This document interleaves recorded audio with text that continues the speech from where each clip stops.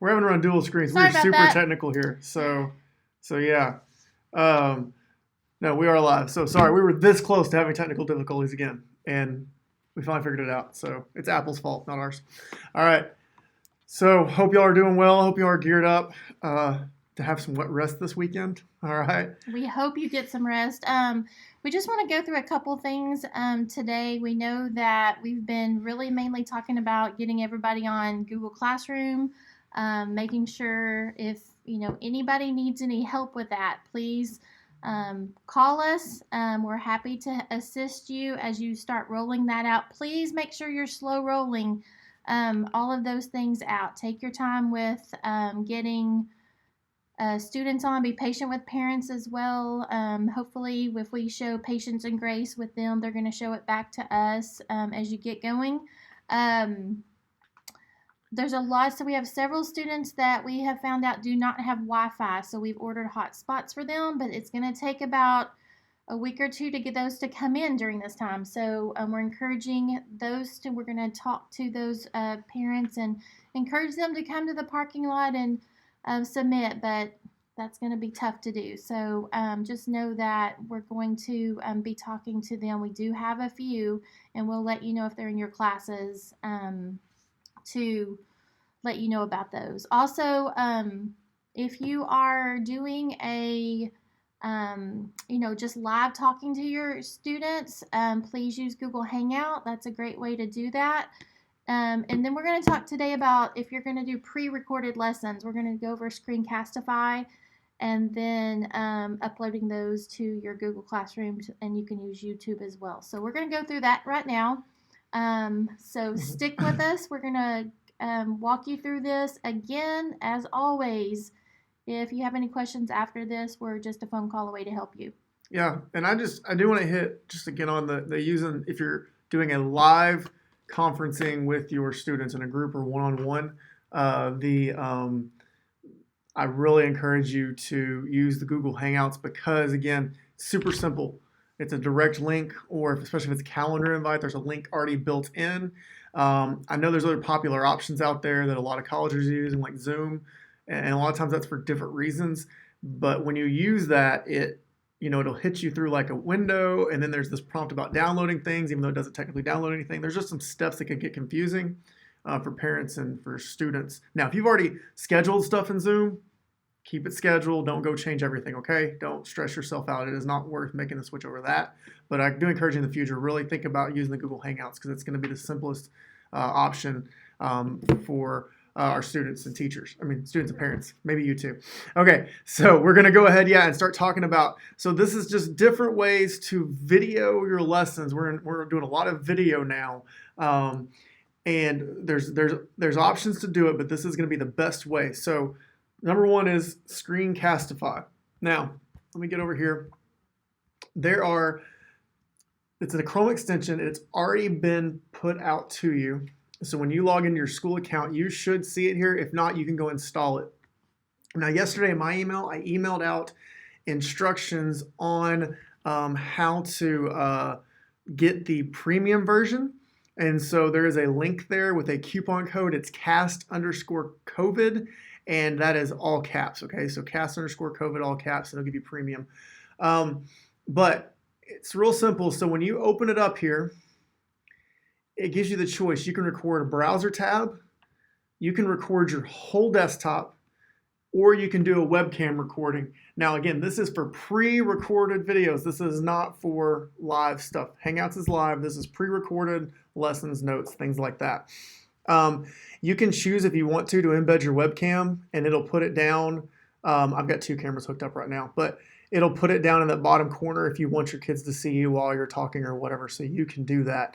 And so those are the options. So if you're doing like a Google Slides presentation, browser tab will be fine. I encourage you just go ahead and record the desktop in case you have to pop out or do anything else or whatever.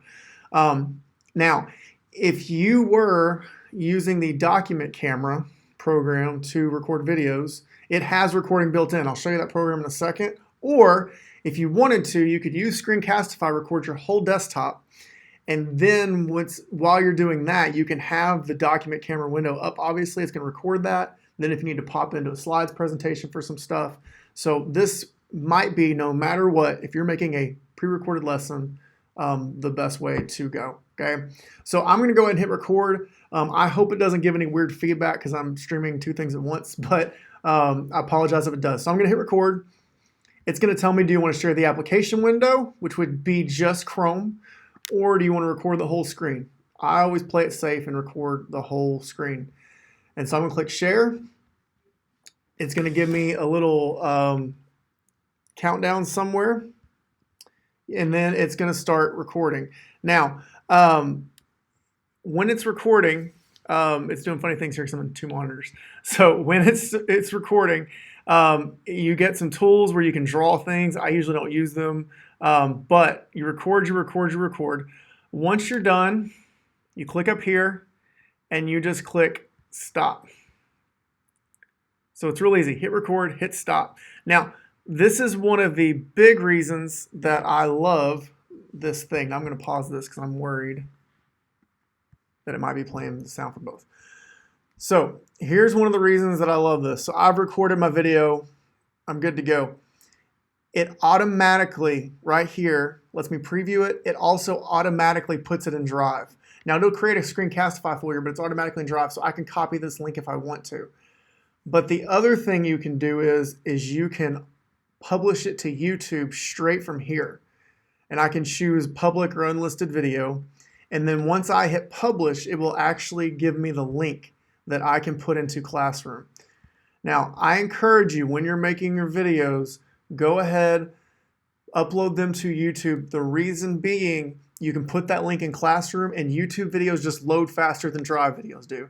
And they process faster. So I encourage you to go ahead and put them on YouTube. You can make them unlisted. That means no one sees them except for the people you send the link to if you're concerned about the whole world seeing your lessons. But I do encourage you, put them on YouTube, because if a kid is checking it on their phone, it's going to open in the app. It's going to work a lot smoother than it does in Drive. It shrinks the file size down, performs a whole lot better. So I encourage you to do that.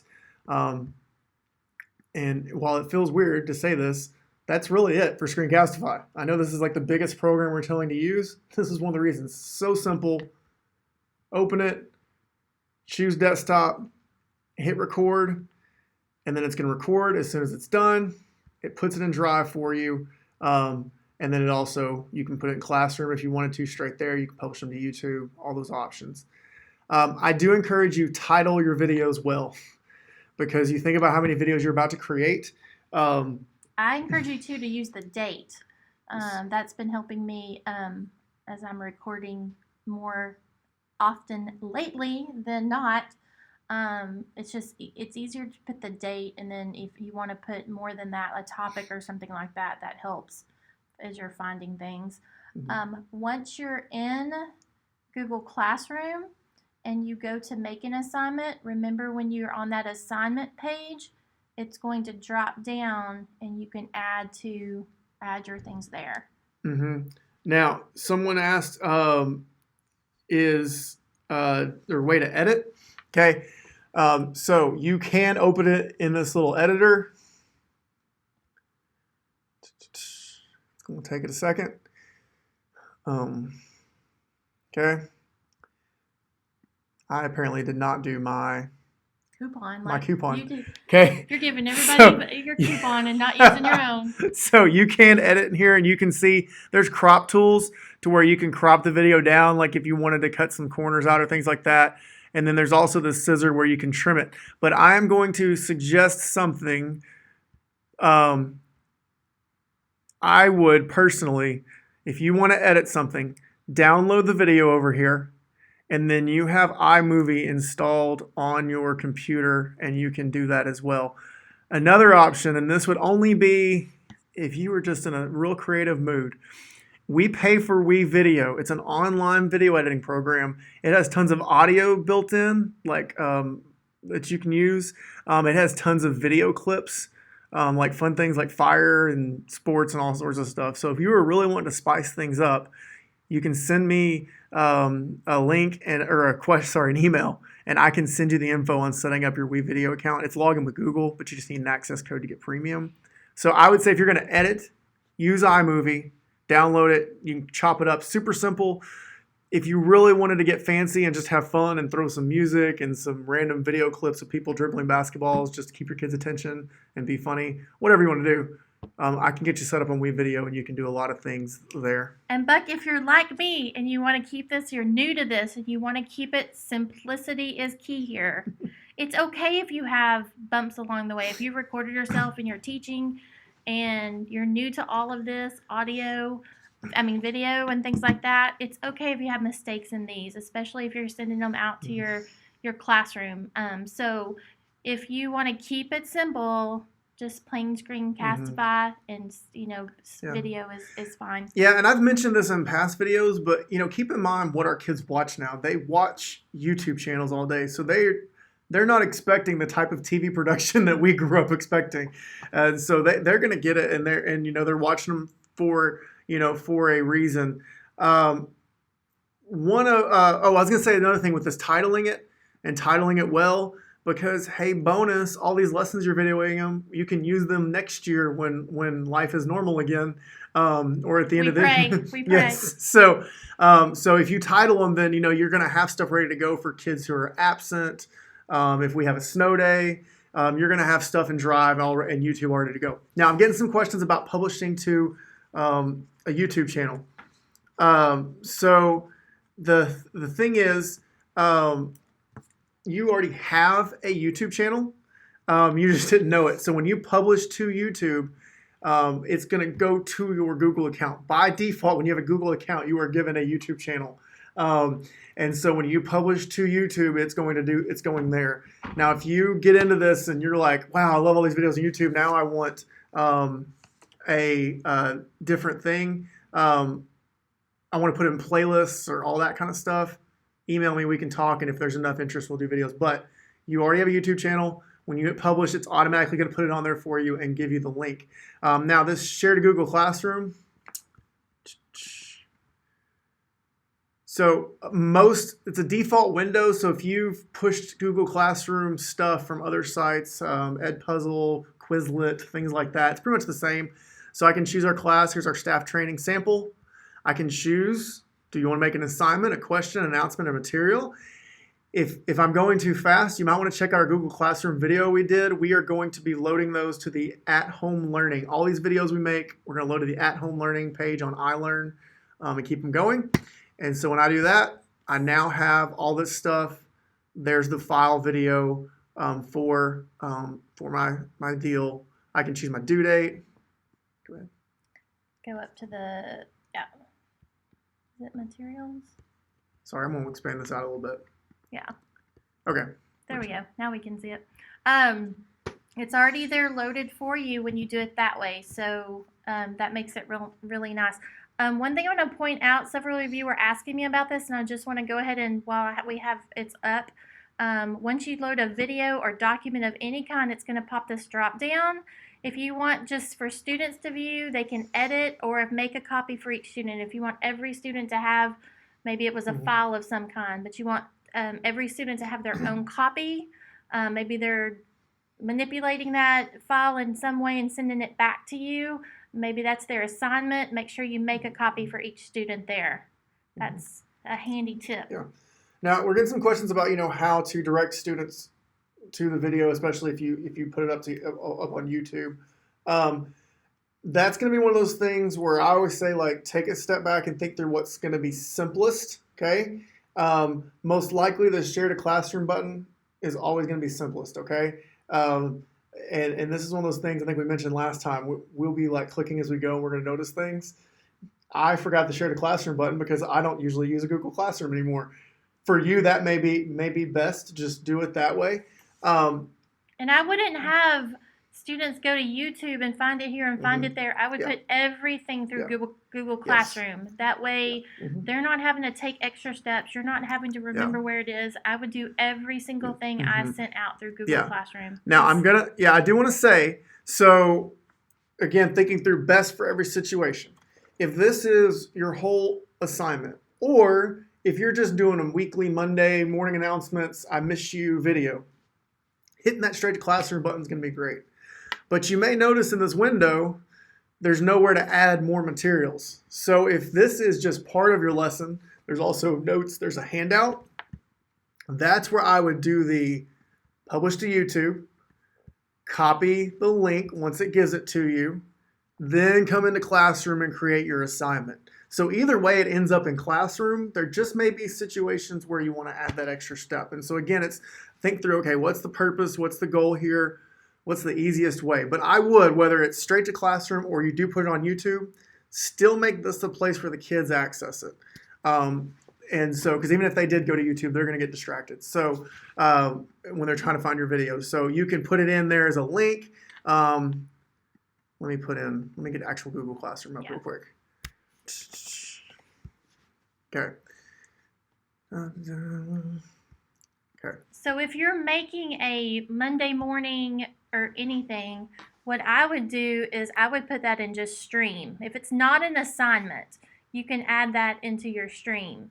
But if it's, classwork of any kind, you can always make it, whether let's say it is an assignment, you can always add it here. And if you saved it when you were in Screencastify as YouTube, you can always link it here as well to an assignment. So you can go either way, straight to Google Classroom, or you can go through YouTube and then add it there. It does the same thing. It adds the video. Mm-hmm.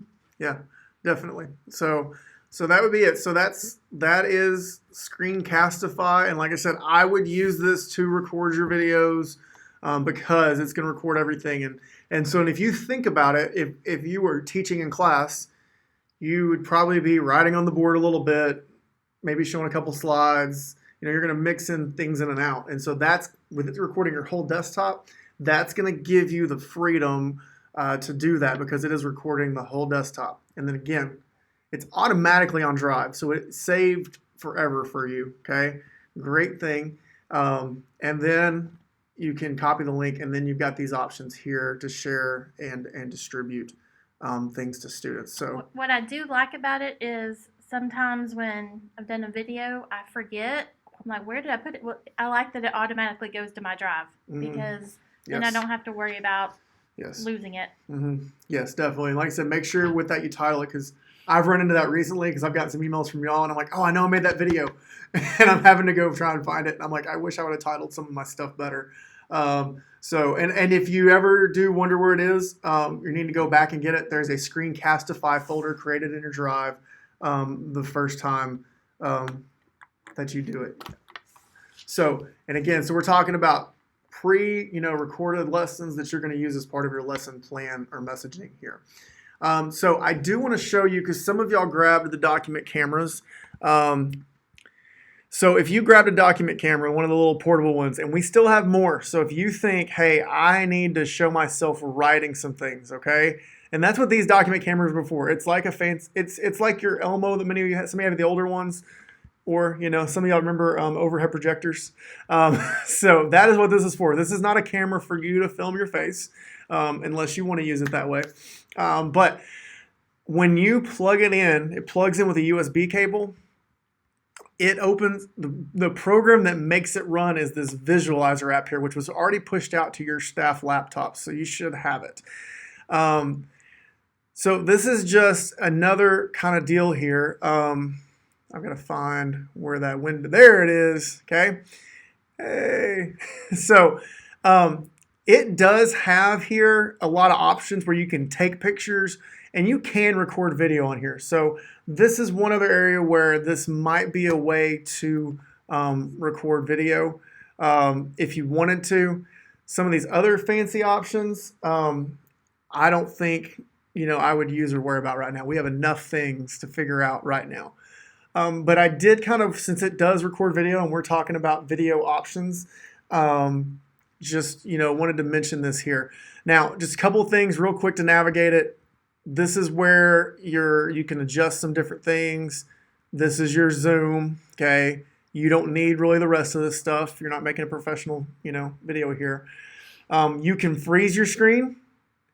And then another thing that I want you to see, there's this little guide here. So if you really want the kids to focus along with you and say, hey, look at this. You can even get super focused and you can black it all out and say, hey, only look at this thing.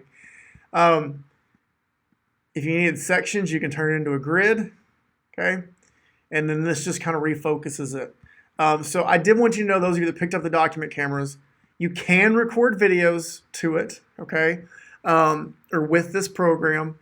The Visualizer app is what's going to make that document camera work, and it does have some cool tools in the program. Now, again, my suggestion, though, would be come to Screencastify, start recording your desktop, come back here and do these things, okay? Because then I can come back in and I can, if I need to show a slide real quick about something or show them in a follow-up resource I put on Classroom, it's all in one seamless video. You're not having to upload 3 videos. You're not having to edit videos. It's just all seamless. So I would record using Screencastify and then go from there. And like I said, so yeah, if you need those, you can still get one. We have some up here at the admin building still, and then I've got a box of them at the I've got a box of them I can still go get. So we still have plenty, and we can get those and distribute those to those of you who need them. So I think that's the big things is remembering Hangouts for live chat with your students. And you can record those too for students who have bandwidth issues or things like that. Screencastify is how we want to record our lessons, our pre-recorded lessons, those things that you're making and doing things like that. And then the IPEVO Visualizer program, if you're using the document cameras, that's what runs that. The other thing is we will communicate and offer PD daily. So if you are, whether it may be an email, whether it might be a hangout, and it's also completely voluntary. Please don't feel like you have to. You may be very overwhelmed at this point, but we do want to help you. If you have needs, please don't be at home not knowing what to do. Please call us and let us help you. We're working on a schedule right now for the upcoming weeks. If there's anything specific that you need or want, please make sure that you let us know. There are many moving parts right now, so please remember that as you're getting all of this down, simplicity is key. We are trying to practice patience and grace with each other, especially next week as we roll out to students and with their parents. We are definitely all in this together, so if you need us, please call as you go through your lessons. You make it, like I said, make sure you kind of slow roll it out and give students and parents a chance to make sure that they are tech ready. This is new for them as well. As you're creating your lessons and you need any help with that, please give us a call. I'm happy to help you with curriculum and instruction. Just let us know what you need. Yeah, and I just want to add to knowing that those daily PD emails and videos, I know usually normal circumstances, you'd probably get very angry at us if we sent you stuff every day. We're just so worried about, I know the unknown is kind of the hardest part, like when that lingers. So we just want to make sure we're in touch with you. Also know it's not going to be new things, just lots of refreshers, encouragement, reminders, because I know there's going to be a lot of, oh, I forgot that, we just talked about it. And we just want to make sure you have what you need. I apparently want to listen to some music. So that will be going on and continuing. Now, someone asked if you could use this webinar program. So you don't need it. I'll be honest. We probably don't either, but I just really like it. So you could do the same thing in Hangouts. I really want to listen to some music. It's my 90s hip hop playlist. So if you don't want me to let it go, I can. You can, in Hangouts, you can share your screen just like we did. There's a share screen button, and then you can switch back to your camera just like we are. So you really don't need that. So if you do want to do something live like we're doing, send a calendar invite out to your class. There'll be a Hangout link in that calendar invite. You can post that to Classroom as a reminder. And then from there, when you go to stream, your camera will be up, then you can switch to share your screen or whatever it is you want to do. And then you can switch back to you. So you can do the exact same thing we're doing, and that'll be a lot simpler because this you can also program's record if you were the one that set the Hangout up. You can also, there's 3 little dots on the very right right hand side, And you can record those Hangouts as well and then post those. Yes. Another great question about rewatching this. Just want to remind you the at-home learning tab on Google on the iLearn site. So ilearn.sunnyvaleisd.com or through your class link. Hopefully you got that page bookmarked. There's an at-home learning tab. We're going to be uploading those videos to there. We'll work on getting that updated once we're done here, because we are recording these. They record straight to YouTube, so we'll be posting those videos there. So the at-home learning site. If you ever miss one of our webinars or PD things or Hangouts or whatever, everything's being recorded and going to be uploaded there, so you can go watch it, revisit it, whatever. Also, for those of you who are worried about your home data limits or broadband speed, please know we are recording these. So if it's going to burn your data up or be a beating, trying to watch it and stream it, it's getting recorded, and you can always watch it later, email us your questions, and we'll address anything else. Screencastify videos are on iLearn as well. Go to the at-home learning, and you will see those. If you'll scroll down to the bottom, you'll see some of those added. Yeah, and just know it's going to be, it's going to be new, especially if you're doing a Hangout. With there's all these features, especially if you got younger students, you may have to kind of coach them through some protocols and things on that. Like, hey, turn your mic off. Hey, quit chatting. it's getting annoying. This is entertainment. This is kind of our class here. So you might have to coach them through those things. And if there's things that come up like that, like you're like, hey, I'm struggling to run these, let us know. We can do videos on anything. And so if we need to talk through like managing an online learning session. We keep getting emails from surrounding districts and people all the time. So we can reach out to them and be like, hey, have y'all addressed this yet? What's going on? So anything we can do to help, please let us know. All right, well, it's been a couple of minutes since we've gotten a question. So I think we're good for this one. All right. Bye, guys. We'll see y'all later. So anything we can do to help, please let us know. All right.